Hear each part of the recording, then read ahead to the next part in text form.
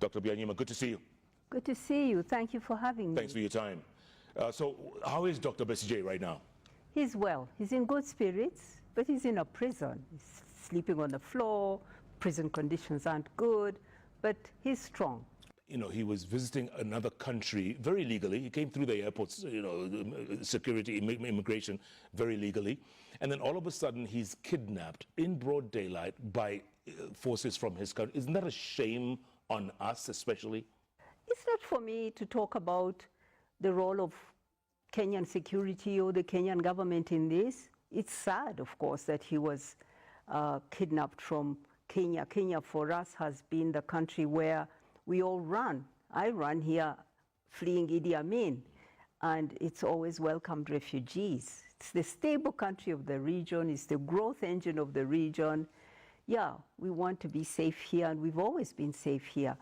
But this incident, I think it's for you Kenyans to talk about, not for me. Yeah. What next for you and Dr. Besigye? What's next? Well, I'm quite disrupted.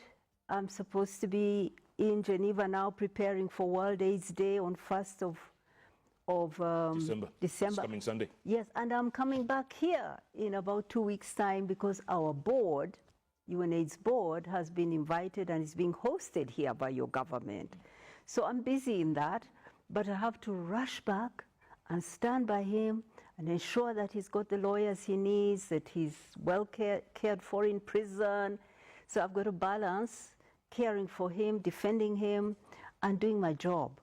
But it is what it is. Yeah. Were you a little scared, a little worried coming into the country, not knowing what's going to happen to you? Because obviously security forces know who you are. Were you a little worried? In Uganda? Here, coming to Kenya? Oh, not at all. Not at all, not at all. I mean, this is quite, it's something that's unusual. We've always taken it for granted. We are very safe here, and I feel very safe here.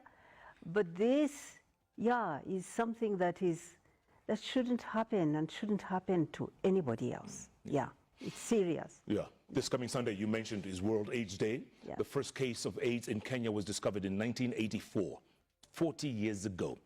And that 40 years, I'm sure in Uganda was a little later after that. In 40 years, have we made progress, despite the fact that there is no cure for AIDS? Have we made progress? Huge progress. And the reason we are here, our body is here, is because Kenya is one of the countries making fastest progress against HIV/AIDS. You are a leader. Kenya is a leader.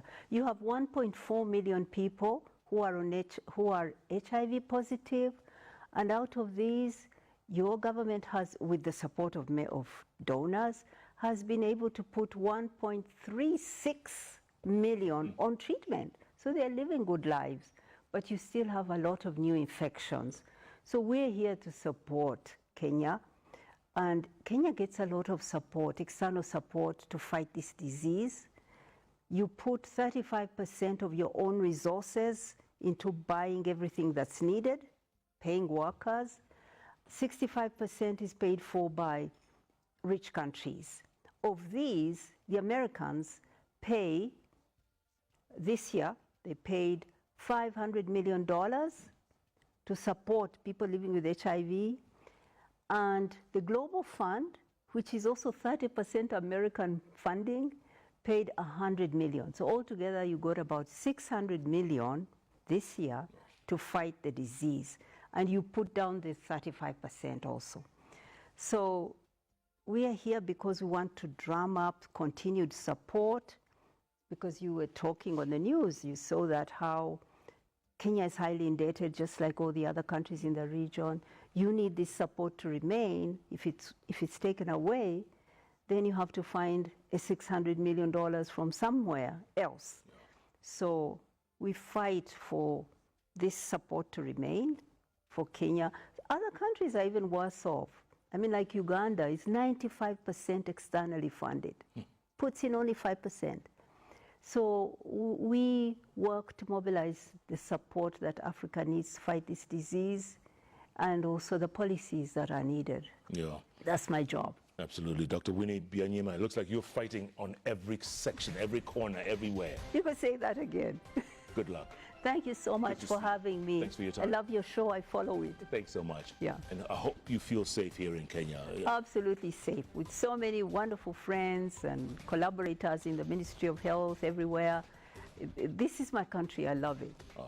That's good to hear.